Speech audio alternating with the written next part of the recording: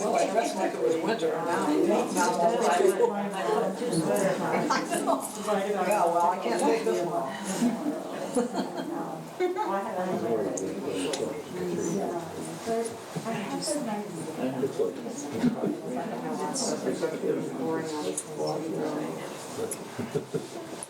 Hello, everybody. Thank you for coming out in this little cold evening. There's just a couple of things I want to go over. Today, I went and I got my Museum Month pass at the library. Now, if you want to have some fun, they give you a whole list of all the museums in the whole county. And this will give you half off of every single museum for the month of February. It'd be nice if it was all year, but it's going to be just for February. So there's a whole list in there, and I believe I printed out from the Museum Council. It tells you a little bit about each museum if you'd like to just kind of preview it before you go and look at it. And there's a couple of other things. I'm sure that a lot of people got the lemon tree. There's going to be a couple of changes in here. Tonight we are having our wonderful Sarah. But next, in March, we're going to be having Cynthia, who is also a board member. She's coming down from her home in Sonora. And she's going to be talking about the Treganza family again. So some of you were at the celebration in October. We are also changing, we took the Miller Dairy out of the museum, and we are going to be doing the Treganza family, a more extended version. We're going to be talking more about the Treganza, who actually made the big lemon. We're going to make a big story about the lemon and some of the other architectural works that he has done, not only in San Diego, but all over the country. Cynthia has done extensive archival work all over the country to find out what her grandfather was doing. So it's going to be really neat. And we're still working on the museum, but come on in anyway, and I'll put you to work. Anyway, so we were going to have Helen for March, but we will be having Cynthia, and Helen will be in April. And so, March 2nd. Yeah, March. It's the first Thursday, whatever that Yeah, is. March 3rd. Yeah, it'll be March 3rd. And also, since we're talking about that, when we open up the Treganza exhibit, all of you will be invited to a members-only reception so that you will be the first ones there, and you can come and take a look at it, and just everybody gets to meet up again. So tonight we are having Sarah Lewis, who has brought so much to our board as not only our membership person, but also the archives. I've had the pleasure of going to two archives, one in La Jolla and one in Coronado. And so these are like major archives. I mean, they have the rolling things on the floor and all this stuff. And we're just going, whoa, but that's when they have lots and lots of money. But it helps us to learn that we need to do things more for our archives, because we have some incredible articles, and it's for I think for Sarah to even decide what to bring out tonight was kind of tough. And we are still in the process of doing a lot of things with our archives, because people start coming and they start bringing us a lot of their family, not just photos, but all of their papers. And it takes a long time to get through all of that stuff.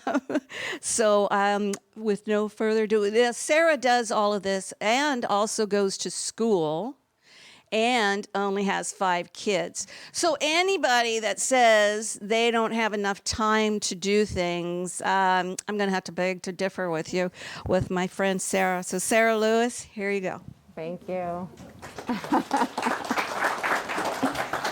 Thank you so much for coming. I've been spending my whole Christmas break. I had 6 weeks off school, and I spent it upstairs scanning and scanning and scanning all these archives. So I'm very excited. It was great because now I have digitized a lot of the collections and a lot of the interesting pieces that I needed scanned anyway. So first, these are just a few of what's to come. First, I want to talk a little bit about me. I joined the board at the beginning of 2020. And I kind of first started, I joined the Historical Society. I told Helen I wanted to work in the archive. She took me up there. I was amazed at what was up there. I tried to do a little bit. I realized how ignorant I am and don't know how to do anything in archives. But I joined the board. I was convinced to join the board. And the more I did with the Historical Society, the more I realized how much I liked it, especially the archives. So during the pandemic, it was such a great distraction to be able to come over here, this beautiful house, go upstairs, get things organized.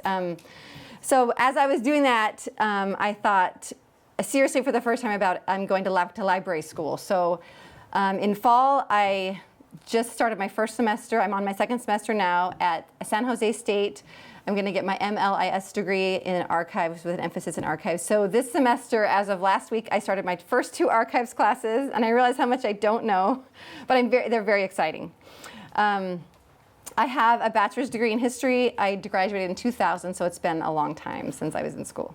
But the first semester, after much hard work, I did well, so there is hope. Also, a disclaimer, I've only lived in Lemon Grove since 2004. I know a lot of you have lived in Lemon Grove much longer than I have and know a lot more of this history than I do. I just know what's upstairs, and I know basically if I have questions, I ask Helen Ofield because she knows, it's all in her head. She knows everything about Lemon Grove history. So with her help, I know some of this stuff, and I'm sure some of you actually know some of these stories better than I do. So a lot of people ask me questions, and I say, I don't know, I'll ask Helen, or I don't know, I'll go up and look and see what's in the archives. So I'm very excited to be here. A little about the archives. This actually is a picture of all my sticky notes, mostly. As I get things organized, I'm afraid to do anything permanent, so I put sticky notes on everything. This is a picture of our reading room, and the way this came together is we cleaned the reading room out. It had all kinds of stuff in it. We cleaned it out. It's beautiful upstairs. It's beautiful, but it's kind of tragic because it's not open to the public, and it's just such a beautiful room. And I told the board, why don't we have an archives, like a little tour? We can pay people up there and show people some pieces. I was nixed because the stairs are a little dangerous and old, and it's not really very safe to take a lot of people upstairs. So instead, we had this event in October, a fundraiser, the Turganza Park dedication, and I was able to do a one-day exhibit in this room. I had about 6 tables, and I brought all kinds of archives down. It was tons of fun. So basically, I love that room, and I want to see the picture of it because it's beautiful. And this is just one shelf. I think we have maybe 4 or 5 shelves. Then we also have filing cabinets, and we have digital files that are getting organized. So this is just a kind of a taste of what the archives looks like. This is actually a lot of the stuff from the original charter members. They wrote histories of the Lemon Grove Historical Society, these, and then these are actually like they actually talked to some of the like pioneer families and compiled histories, which are very cool. Okay, let me see, do I need to go back? Okay, so what did I miss talking about? Oh, so the archives upstairs is, we've never had professional archivists because Lemon Grove Historical Society is an all-volunteer organization. Archiving is so time intensive. So we have really great collections. They are labeled and they are put in boxes, and you can find stuff if you know where to look, but there's no index, there's no catalog, there's no way that's not discoverable to anyone. And so our archives is kind of like a hidden treasure, really, because no one can find it. So my goal is to set up a system at least that is simple, but we can also be maintainable by volunteers, but can make our collections discoverable. And actually, learning my first week of class, discovering access is a huge part of archives. Archives don't exist unless people can access them. That's why we keep things, and so people can use the things that are kept. So we're really hoping people start using the archives and they become more discoverable. Once I learn what I'm doing, I'm hoping that's where it goes. Okay. So these are just kind of an overview of the major archive collections. We have families and individuals. We have a lot of pioneer families. We even have we have a file on the mayor, and Helen will put things in there from the current mayor. We have basically anyone that has any importance, or even people, just any resident of Lemon Grove. We have a lot of files upstairs on individuals and families. Businesses, we have a lot of files. My favorite is Hunter's Nursery, which is like 1 million years old. I think it's over 100 years old. It's very cool. We have clubs and churches. We have lots of clubs in Lemon Grove, lots of churches, lots of different community organizations that have kind of come and gone. Some of them have gone, and some of them are still existing. And we have some pretty cool cool collections on that. We have a lot of city, we have a post office collection, a fire department collection. We have some original post office registry, like hand ledgers of all the cash that came through post offices for like years. Very cool. The history compilations are pretty cool because the charter members, and remember, we started in 1978, so those charter members kind of knew some of the pioneer families, or they were children of pioneer families. So they did a lot of interviews. I've seen the name John Heiser, Agnes Osgood up there. A lot of the Treganza, Amarita Treganza did a lot of this compiling of kind of some oral histories, and they would get letters. And so there's some pretty cool history compilations upstairs too. And then we have our own papers. We have our newsletters. We have scrapbooks and photos from our events since we started in '78. We have lots of pictures of the making of the Parsonage Museum and the Lee House, which happened in like the late 90s, early 2000s for both of them. And then we have my favorite collection, the Lemon Grove Review newspaper. We have a complete collection. I'll talk more about the end because it's my favorite thing. We have a few newspapers here and there before that, but that's really our major newspaper collection. So that's kind of an overview of what we have upstairs. And then this is the archive exhibit I was talking about earlier. It was a one-day exhibit. It covered, it was like 6 tables. It was really fun because I got to pull out interesting things. I got to write captions and kind of show people what was interesting. I could go on and on about that. So this is what I chose to pick up for the archive exhibit. These are things that kind of show a good representations of our different collections, number one, and number two, they kind of tell a fun story or tell an important story of part of our history. So this is kind of what we're going to talk about today in really fast, because I have like 60 slides. So this is what we're going to go through kind of in this order, and this isn't any particular order, but this is just the different topics I chose that I thought were interesting. So the first is the Forward Club. Now, the Women's Club started in 1913. Oh wait, maybe not. I think it was 1912. So a bunch of women got together. There was a compilation history. I think it looked like it was done maybe in the 50s, and this is from that history. They got together. It says the Grove began meeting in the home as a study group of literature and current events. The first meeting was held in the home of Mrs. Shellbach on the corner of Pacific and Buena Vista Streets. After considerable discussion, the name of Forward Club of Lemon Grove was chosen because that expressed our spirit and purpose, which I think is such a fun thing. So I'm going to talk a little bit about them. We have a really cool audio piece to show. So we have the very first minute book of the Forward Club. It's actually here if you want to look at it later. This actually, I don't know if it's the first one, but it's from 1918. So we have this minute book, very cool. The pictures really don't do it justice. Some of these pictures worked well and some of them didn't. This is just some more of, this is actually in February. I was looking for February, and a meeting was postponed in February. And this is the second book we have. That is from 27 to 41. And now this is my favorite part. This is a postcard. And the best thing about this is this picture of the clubhouse. So we don't have any great pictures of the clubhouse, which is really tragic because the clubhouse was a huge social hub in that time.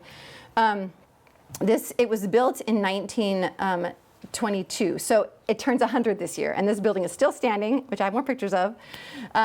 I love this because number one, it has a picture of the Forward Club, and number two, the postmaster knew everyone's name because it just says Lemon Grove. And the postmark is 24, so the clubhouse was only 2 years old. So I think this is probably the best picture we have, and it's just a postcard. Where is it located? It is located a couple blocks that way on Olive, and it's in the parking lot of the Baptist Church. So now it's all parking lot. I didn't know what that building was, and I run by it every day until I realized, oh, that's the Forward Clubhouse. It's a beautiful redwood building. I mean, it's really, really cool. So they purchased the land in 1921 in May. And the first meeting was held May 12th, 1922. We really should celebrate that this year, 100 years on May 12th. The Forward Club became a major hub for social activities. The mortgage on the clubhouse was burned at the Christmas party in 1944, celebrating paying it off. And it still stands on the campus of the First Baptist Church. So we have a very cool audio clip. This is the oldest piece of audio we have in our archives. It's from 1951. It is a Saturday morning program they did interviewing different club presidents. Back then, community clubs were really, really big. There was a women's club everywhere. And it's an edited audio piece, so it's going to jump around a little. It's not going to sound super cohesive. The original piece we had is 13 minutes. I'm playing 3 minutes of it. So let me see if you can hear this. And this is Mrs. H. Irving Vernier, and she's the president of the Forward Club in 1951. And she talks a little bit about Lemon Grove, and she talks about the Forward Clubhouse, which is very exciting. Today's guest is the president of the Forward Club of Lemon Grove, Mrs. H. Irving Vernier, who will tell us of her club's interests and activities in Lemon Grove. Lemon Grove is a suburb of San Diego. It's a very old community, and at one time was really a lemon grove. But in the past few years, we've grown so rapidly that instead of being a small village, we are now a very busy town of more than 12,000 people. In fact, Lemon Grove for many months has been the fastest growing community in Southern California. It was started in a very simple way many years ago in 1913. Our founder, Mrs. C.H. Shellbach, invited a few women into her home for the afternoon, and that group was the nucleus of Forward Club. These women later incorporated and had as their object to promote the intellectual, artistic, economic, and moral interests of the community. They named the club Forward Club to denote the progress they hoped constantly to make. How large now is your Forward Club in Lemon Grove? We have a membership of approximately 150. We're very anxious to reach the new women who have come into our rapidly growing community. Most of them have no doubt belonged to clubs in the towns from which they came, and will feel much more at home here if they are identified with the Women's Club of this community, and we would love to have them. Does the Forward Club have its own clubhouse? Oh, yes, we have a very large, comfortable clubhouse that's completely paid for. But many women worked hard and for many years to accomplish that. Our building is of redwood construction, and we have a very large auditorium with a stage at one end, and along one wall there is a large fireplace. On the east side of the building there's a wide porch the entire length of the building, with French doors opening onto it from the auditorium. From this porch we have a magnificent view of the mountains, and we overlook much of the town. A very sightly location and a spacious, friendly clubhouse. I hear that Miss Sessions planned your club grounds. We're very proud of the fact that Miss Kate Sessions, the famous horticulturalist who had so much to do with establishing Balboa Park, also planned our club grounds. Miss Sessions laid out a winding, shady path with low-growing Indian hawthorn on each side. This path leads from our front porch down to the street below. We have some rare trees. We have two specimens of the bottlebrush family that one seldom sees elsewhere. We have the red-flowering eucalyptus and the pink eucalyptus. We have something else distinctive and rare. A next-door neighbor to the clubhouse who asked permission to keep our grounds watered just for the pleasure it gives him. How many people can boast such a grand neighbor? He is Mr. Fred Oceanbruns, and I know he gets as much pleasure from this goodwill gesture as we get when we walk over our grounds that have responded so beautifully to his generous care. I thought that I edited a little bit. She goes on to. Oh. Sorry, I need to stop. This is the next. That's the next thing. So I love that piece of audio. I edited that part out. I love how I talk about the grounds. So I think the building's probably changed from here to here. I'm not exactly sure how, it looks like. I'm not sure if it's the same or not. I was running last week, and I was running by, and I thought, I need pictures, and it was beautiful. It was right before sunup, so I got really good pictures. So this is the building, a couple different, that's one side, that's the other side. And then this is kind of the front of the building, so this is where the path would have been, I think. I kind of tried to get a view of the front. So this is the parking lot, and this is the church next door, which I believe owns this all now. It's part of their campus. It's cool to know that Kate Sessions designed the grounds. It's also really sad that it's now a parking lot. But it's really cool that the building is still there, and I think it's one of the only redwood buildings around, so it's very cool. So the rest of the Forward Club, we have a lot of these little annual books, and I have a bunch of them up here. Every year they would do a little annual book, and they would say who the officers were, and then they would sometimes even have all the stuff going on for the whole year, the program for the whole year. This is the oldest one we have from 1916, and we have some from, we don't have all of them. I actually really wished we had the one from 51, because I would have seen the picture of the woman who spoke. I couldn't find that one, but there's a whole bunch of these little books that were donated. Here's one from 34. Which is pretty cool. And then this one I wanted to open and show. They sometimes had the picture of the president, so I really wanted to find Mrs. Irving Vernier's picture, but I didn't find it. So this is another one. Okay, and that's the end of the Forward Club. So the Forward Club, there's some things up here at the end you can look at. I have the postcard and the minute books. So I think the Forward Club is very cool. From what I understand, it became the Soroptimist Club in about the 50s. I know the Soroptimists we have some information on. I know that some of their records were lost. and we don't have all of it. But the Forward Club was a big women's club, and we had it for a long time. So the next section is promoting Lemon Grove, and I love this because there's a box upstairs of basically like brochures, mostly from the 50s, that are showing how great Lemon Grove is. Now everyone should move here and buy property and live in Lemon Grove. So this one is the oldest one we have, and it's probably from 1915. Now the scientific way I dated these is because I took pictures of the cars in them and I gave them to my dad because he knows cars, and he said this is probably the 19-teens. So this is a brochure, and it's really cool because it's actually not a city organization that published. I believe it's probably a real estate group that published it, promoting lots for sale. And that's the oldest, I think that's the oldest brochure we have, and this brochure is really great. This is inside the brochure. Look at that car. That's how he dated it. And it talks about, like all the reasons you should live in Lemon Grove, and, like how great, it's the greatest suburb of all time. So anyway, that's a really great brochure. The next one we have is, this is about 1947, also dated by the cars in there. And I love this, the audio, I can't see the text on my screen. It talks about all the great things about living here. And this one is from 1947. Is that Roy Rogers?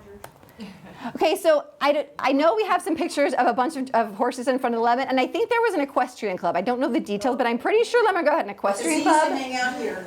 I know that he came to the rodeo, the St. John's rodeo. He came to. Yeah, and we had an equestrian club, and I've seen more pictures of like horses in front of the Lemon. And this Lemon is in that location from about the 30s for a couple decades. So that's kind of where this picture comes from. But we think this is about 47. This is more inside. And the cool thing about this, I love this. House-to-house mail delivery is a plus. Which I thought was pretty great in 47. And this is cool because we saw the citrus packing house then. So really the beginning of Lemon Grove is citrus growers and fruit packers and the Lemon Grove Fruit Growers Association. That's kind of how we started. So the fact we saw a packing house then was pretty cool. So that's why I picked that picture to show. And this is great because look, this is the Forward Club house. It just kind of cuts off at the bottom, but that shows that the Forward Club is really a big part of the city. So, and another little tiny picture of the Forward Club house in 47. This was produced by businesses, probably the Chamber of Commerce, in 52, I think. Does it say up there? Oh, 49. So this is really cool because it has a map, and if you open it all the way, there's like even a whole bunch of advertisements around it. I couldn't open it all the way. This one is 52, and it was by the Chamber of Commerce. And that's a pretty iconic picture of the Lemon. It's been since moved, but that's pretty iconic. And this opens all the way, which this doesn't do it justice, but if you open it all the way, these are pretty cool panoramic pictures. And we have some of these panoramic pictures upstairs in frames, and they're really pretty cool pictures. And then this is a map that you open up from 59, and it has the cool ads around it. And so that's another thing that they did. And then this is the latest one. This one was also from the 50s, and I showed my dad the pictures of the cars, and he told me how old it was. The late 50s, he said. So I love those brochures because it kind of shows Lemon Grove in the 50s. It was a really cool suburb. It was a new suburb. It was growing. There was tons of school kids here, too. Lemon Grove was very, very different in the 50s. And we have some people who lived in Lemon Grove in the 50s here, I'm pretty sure. So maybe not the 50s, but close to that. So this is my favorite story I found doing this research. So I don't know if you know, but the St. Philip Apostle Episcopal Church, who knows where this church is? It's up on Palm. It's beautiful. Every time I drive down San Miguel, you can see it on the hill. So it's been moved 3 times. It was originally built in 1887 on 8th and C Streets in San Diego. It operated as St. Paul Episcopal Church.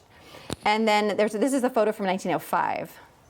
And then in 1948, it was moved to San Diego State campus, and then it served students for 20 years. And then they were going to tear it down. There was a parishioner who said, hey, we should save this church. So somebody suggested moving it. And they tried to move it, and they almost gave up. And they finally, the San Diego State Foundation agreed to give it the structure to a church if they could finance its move and reconstruction. So this is when it's being moved. This is an article. We don't have the original picture, but this is an article in a lifestyle magazine from 2018. And this is an original newspaper from 1970, and so it was moved. It was moved in 1970 in January. It was cut into sections. Each section required 2 days to move. The last piece was moved February 11th. The cost to move was $100,000 in 1970. It was cost $100,000 to move it. That does not include the cost of reconstructing it once it was moved. So it was dedicated as the home, as it was dedicated in Lemon Grove as St. Philip the Apostle Episcopal Church on September 20th, 1970. And then in 72, a tragic fire. This is so tragic. I was looking through this and I just like thought, wow, this is so tragic. You can see this newspaper. And I brought this newspaper here because this picture doesn't do it justice. I mean, the flames just taking up. And this church was built in the 1880s. It was just tragic. So tragedy struck. The firefighters got it under control quick, but the damage was so extensive. But the people decided to rebuild. They used the insurance money, they rebuilt. And I read some articles in these when I was doing the research, and they had "We Shall Rebuild" hung over the main entrance. And it was rededicated in 1974.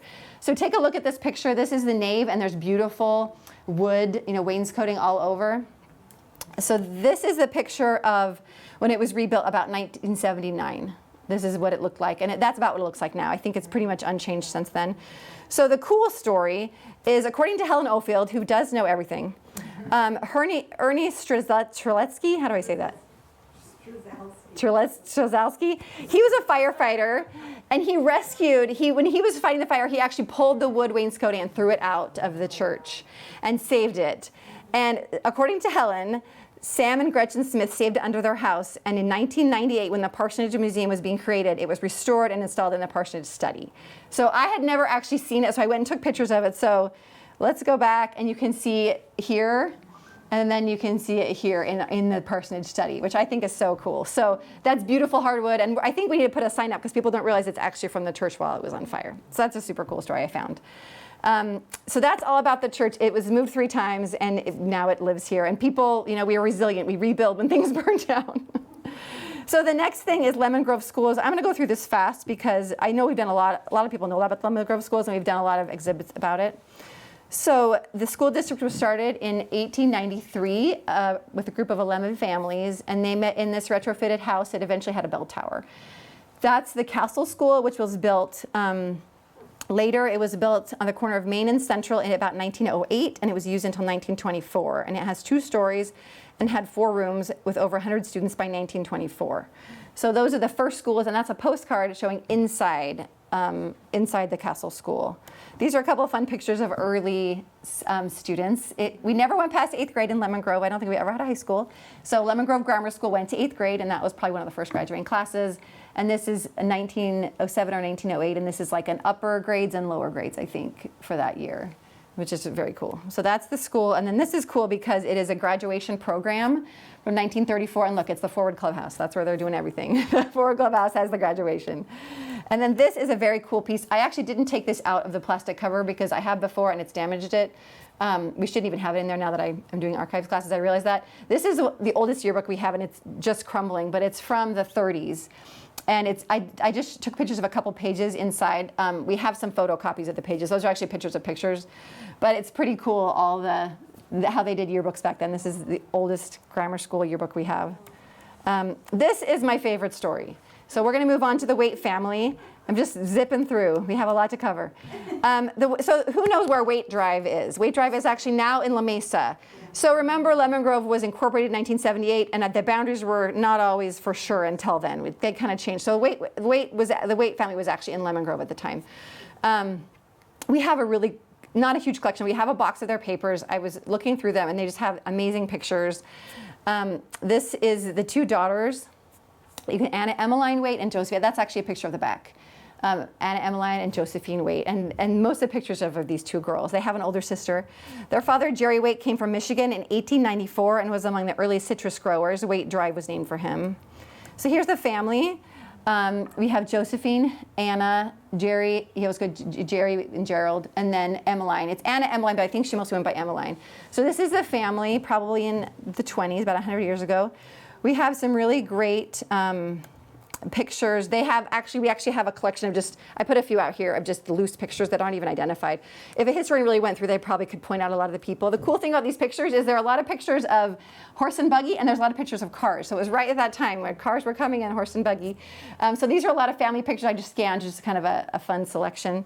My favorite part is the father spent some time in Florida, so he was away for months at a time. I'm not exactly sure why. It could have been health. Apparently, he had some family out there from some of the letters that I read. So his daughter, the oldest daughter, which was Josephine, was at home taking care of the farm and taking care of her sister who was in high school. And she wrote letters, and she would write her letters, "Dear Daddy." Every letter starts, "Dear Daddy." And she was about 20 years old. The letter collection goes from 1919 to 1920. Her father was in Florida.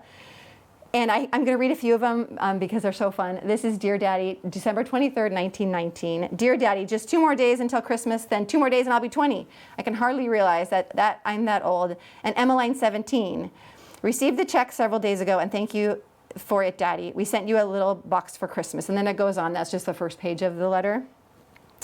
So this is the next letter, March 28th, 1920. Dear Daddy, it's been raining all week and I think it is the last big storm we will have. It has cleared off today but is rather cold as there is lots of snow in the Cuyamaca Mountains. So you must have been able to see the snow in the mountains from here, if she's saying that. It's not cold enough to freeze though, thank goodness. Had a nice long letter from Uncle Jonas the other day. He is at home again, of course, not very strong yet. You ought to see our wheat patch. We planted about half an acre of it and it is up to our waist and just beginning to head out. It surely looks fine, green and healthy. The oat crops looks good, but is not nearly as tall. My strawberries are just starting to bear good. Had 4 boxes yesterday from them. I have about 700 plants altogether, but 400 are young ones.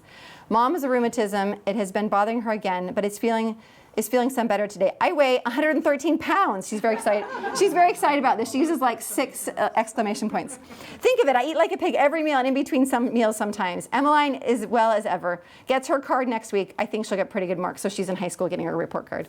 Love from all. Hope your rheumatism is better. Lovingly, Josephine. So that was a really cute letter from a 20-year-old daughter to her father. This is also great. So I opened this and I have it out to show you behind plastic. And there's a flower from 100 years ago. And I'm like, oh, I'm going to break the flower. So I was trying not to break the flower. But I got it on the scanner because I thought it was so cool. So this is Easter Day. And here's just the beginning. Dear Daddy, Easter morning, and it certainly is a pretty day. I wonder what you're doing. We are going to stay home all day and have a chicken dinner. So this is Easter in 1920. Here's a lovely picture of Josephine. She dies in 1922. So I kind of feel like this is a good way to memorialize her. She died of influenza, so I feel like we're kind of doing the same thing. People are dying, before they should. And so I kind of thought we should talk about Josephine. And I couldn't find her death date. I really want to find it so we can do something in memory of her. But look at this. She's beautiful. She dies at 22 in 1922, and that's her gravestone. And I found a picture online at Find a Grave, and those are her 2 sisters are added to the gravestone. So I think Grace was quite a bit older and maybe had a different mother. Or a different father, I'm not sure. I haven't researched that. But Anna Emmeline is there also. So her sister lives into the 80s, and she dies at 1922. So I love the Waite family, and I feel close to Josephine because I've read some of her letters, and I just think it's so cool. Do you know where their farmhouse was? I don't, but I think that it's probably is known. I just don't know, but we probably could figure out in the archives. I'm sure Helen probably knows if we ask her. Original farmhouse. Yeah, I don't know if it's still standing. We do have some farmhouses still standing in Lemon Grove. My dream is to actually do a booklet about historical sites in Lemon Grove and have an exhibit. That's my, we'll see if that ever happens, but I would love to do that. So that's the Waite family. I loved it because it was a really cool representation of our family papers, and I think it's a really gripping story, and I think it's good to celebrate her life when she died young and tragically. The next is just a couple slides about the Fruit Growers Association. I'm fascinated by the Fruit Growers Association. Here's the packing house. So we had a train stop in Lemon Grove, and Lemmy said didn't really. So we had the fruit packing house right by the train stop. So that's why we had the Lemon Grove Fruit Growers Association, and fruit from La Mesa was packed in Lemon Grove. So this is the packing house in 1914. I'm sure there were other iterations of the packing house. And this is where we get our beautiful lug labels. So these are actually, we have these originals in I didn't scan these, but they have been scanned. We do have the originals upstairs. And these are beautiful. I think this is one of the oldest ones, Growers brand. But these were written, lug label art is amazing. And you can see Lemon Grove Fruit Growers Association on all of them. So we have the first Fruit Growers Association meeting minute book from 1908, and this is actually like when the association is like the very first meeting, and they're electing officers and all that stuff, which is pretty cool. and adopting bylaws. And then this is the next book, which I thought was pretty cool. This is actually like folded and put in sideways in the book, like back in here, and it's like a protest letter. Someone who's a member saying, I go and I should be able to look at the books anytime, and they're not giving me access to the books. And the handwriting was really cool too. And it's from, I think it's from like 1909 or 19, maybe it's later. But that was a really cool letter. And then this one is later too, and this actually is in the newspaper, and it shows like basically a notice of when the annual meeting is. I guess by law they had to put it in the newspaper, and this is like the legal like document. And then that's the first typed minutes they have of the Fruit Growers Association. And this is important because they kind of started the first school. They kind of were the first settlers in Lemon Grove. Not the first, but. So this is Harry Griffin. This is an example of more modern family papers we have. If you know Harry Griffin Park in La Mesa, his daughter Pamela is still alive, and she donated extensive papers of his. He kept everything that he ever touched. And I ripped it out of all the scrapbooks that they gave us, because you don't keep things in scrapbooks as archivists. So these are some really great pictures of Harry Griffin. He lived in Lemon Grove. He had a ranch here. He sold vegetables from his ranch. He was huge in the social scene. He was huge in politics. So Harry Griffin is a pretty cool member of the Lemon Grove history. And this is just pictures of him. They had a dance club in 1970, he and his wife. And that's him in 73, and I don't know why his forehead didn't scan. And then Harry Griffin in 1981. And he did pass away, but he was fairly old. Like I want to say in the 90s he passed away. And we have his retirement book. We have all kinds of cool stuff upstairs of him. He had 3 children who lived in Lemon Grove, went to Lemon Grove schools. Harry, Dudley, and Pamela. And then his wife was Margaret, and the coolest thing about this is Margaret would be in like ads for like house goods or something, and it would be like, Mrs. Harry Griffin is like, approves of this, like piece of furniture or whatever. Like it was really cool. I've seen a couple of those ads, so that was the way they did. They were very upstanding citizens in Lemon Grove. So this is pretty cool. They went to Uruguay in 1948 as a family. So here's the sons. And do you love how the passport is just one passport for the whole family? This is the passport. I didn't get it out. I don't have it on the tables today, but this is their passport. And it actually made the local papers that they went to Uruguay in 1948. I read about it. He was on the school board for a while. And so this is from 49 to 50. He was on the school board. And the funny thing about that is his son, Harry Griffin Jr., this is his son's graduation, and he gives out the diplomas, I noticed, to his son. So he's on the school board presenting the diplomas to his son, Harry Griffin Jr. And this is the little newspaper for the grammar school for Harry Griffin, and I love this. Boys and girls in 8-3 class were invited to Harry Griffin's house on Wednesday for several hours for swimming in this pool. So he was the cool dad who had the cool pool and invited the kids over to play in his house. So that's from the school newspaper. This is cool because it shows how long Harry Griffin was involved in water. So this is, we have a whole bunch of his, when he was running for school board, we have a lot of his election and notices and ads and things. So notice this is in 59 and that one's in 73. So he was involved forever in the school board. And this is the last minute edition. Today I was upstairs and I realized we have Harry Griffin's voice. So I'm going to play this, but I think it might take me a minute to get the right minute. So this piece of audio is actually from June of 1978. I think it might be the first meeting of the Historical Society. I'm not sure it's the very first, but I think it might be the very first. It's an hour. It's over an hour long. They had 3 different people speak. Harry Griffin gives a long, maybe 15 or 20 minutes about the history of water in Lemon Grove, and he has all kinds of things to say about it. So let me see if I can get this started. An interesting thing was that in April of 1900, there was a meeting of the growers in Lemon Grove with the president of the San Diego Flume Company. And their argument was that 10 cents a 1,000 gallons was too much to pay for farm water. And they wanted to pay 7.5 cents a 1,000 gallon. And the interesting thing to me was that they weren't talking about raising lemons. Strawberries were the thing they raised in those days. There were tremendous acreages of strawberries here, and they couldn't raise strawberries at 10 cents a 1,000 gallons. No mention was made of lemons. So I see my time is long past due, and I'll just wind up by saying that the Helix Irrigation District is one of the finest water companies I know. I was there for a long time. And they welcome your comments.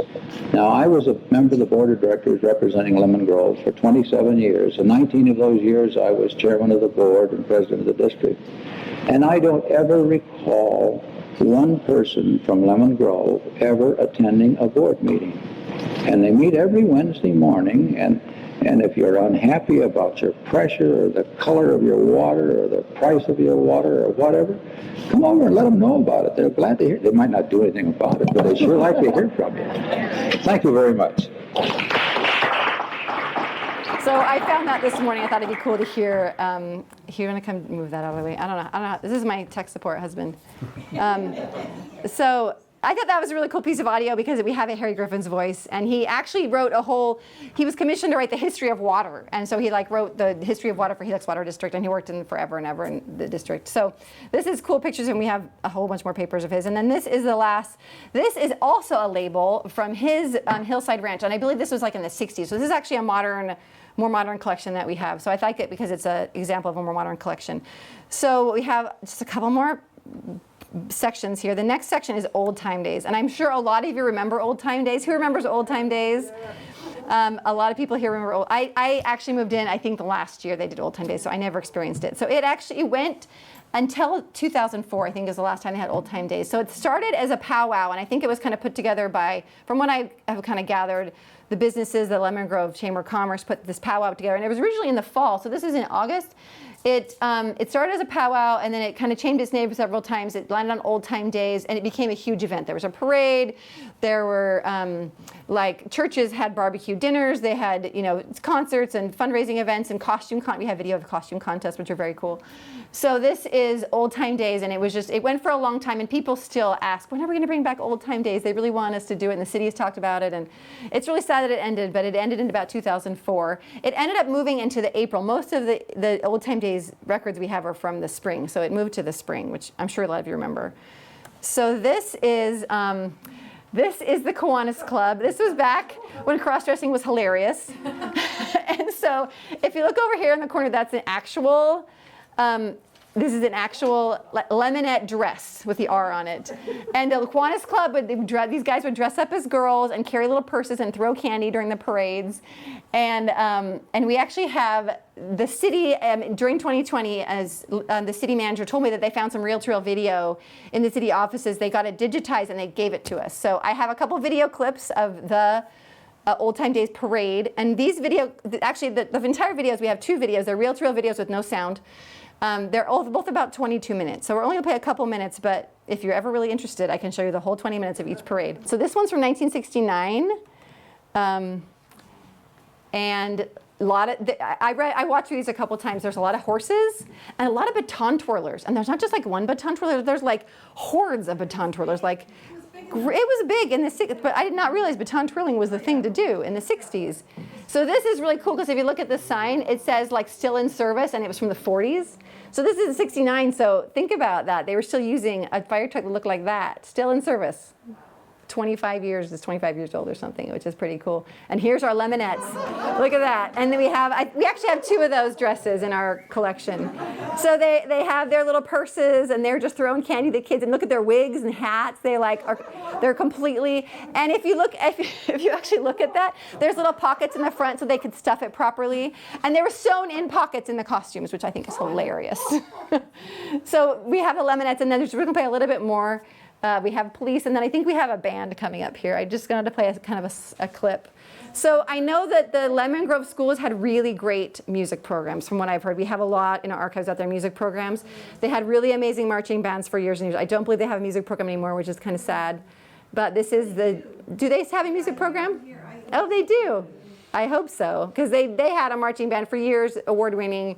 And here is the junior high school, and they do have one baton twirler. See. I think this is down Broadway. I think so. Anyone can correct me who actually remembers the parades. I'm sure there are people who remember the parades. You remember the parades, Laura?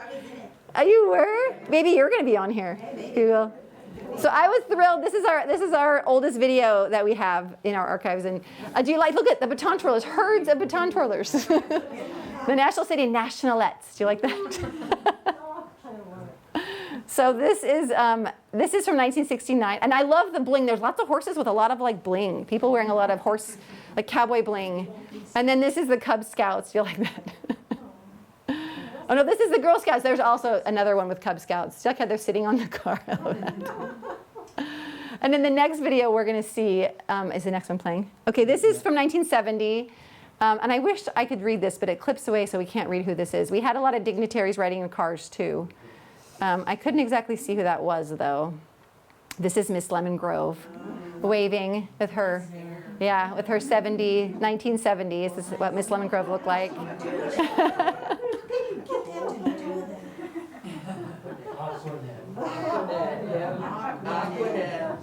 Yeah.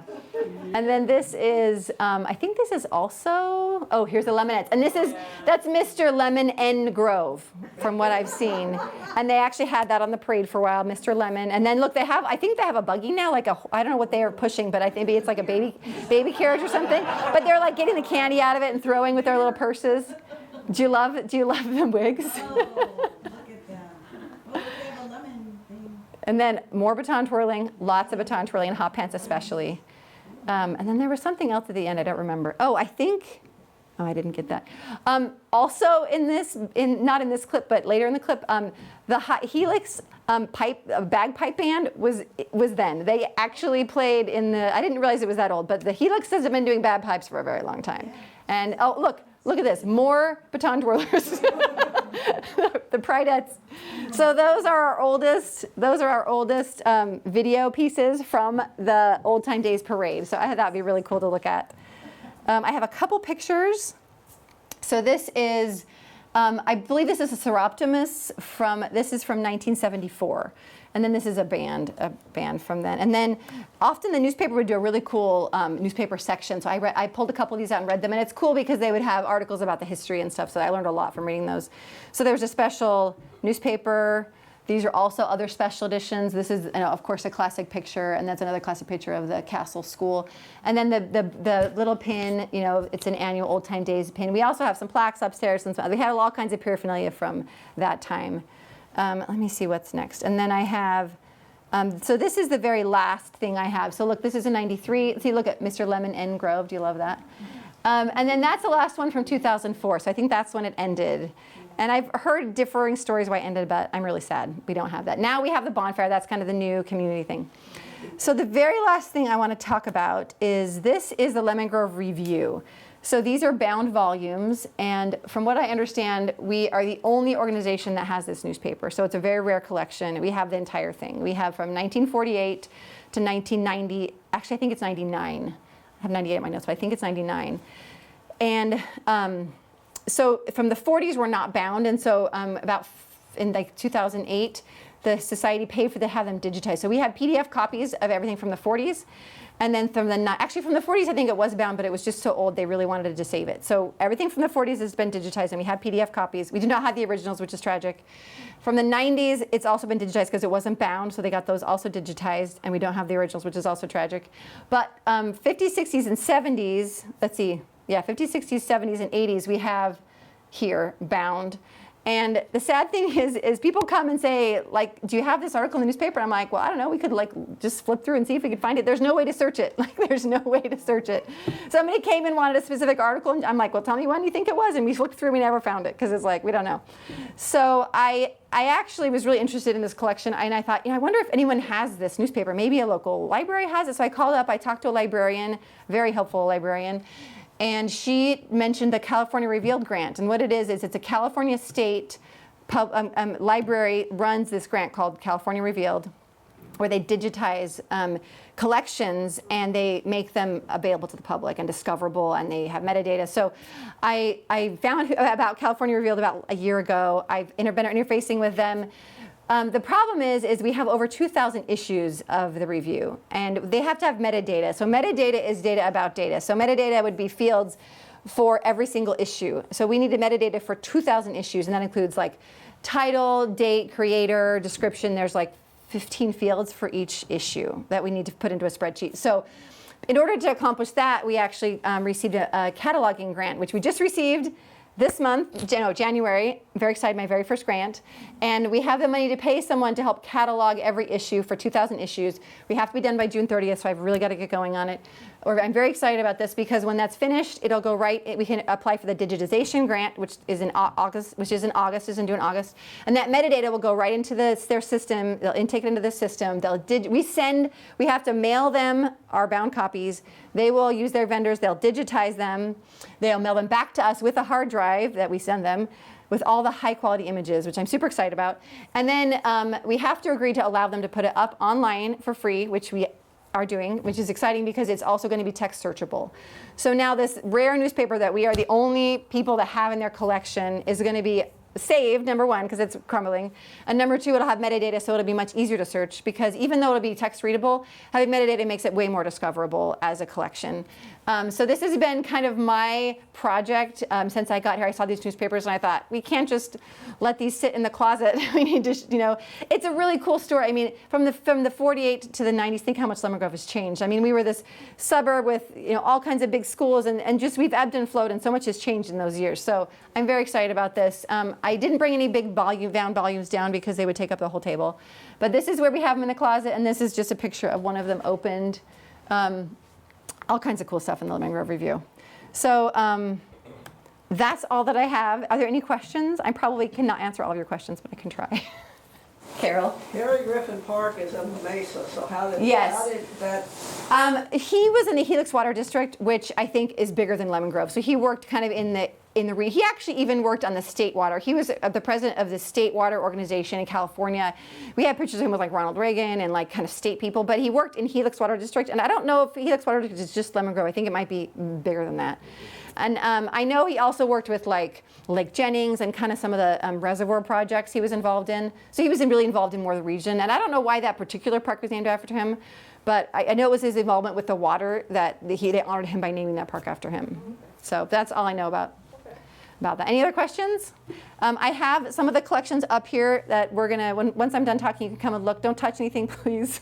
Because I made sure I brought originals down. So none of these, well, most of these are not copies. Some of these I don't think we have the originals of, but these are all originals, so come and look. And I really wanted people to see what is in the archives because it's not discoverable. We have very little digitized and it's not on our website.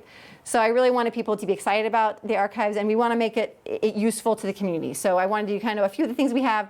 And then we also hope that you will give us your interesting papers. You will donate interesting pieces of Lemon Grove history, and we can intake those and we can add them to our archives, and they can tell the story of Lemon Grove.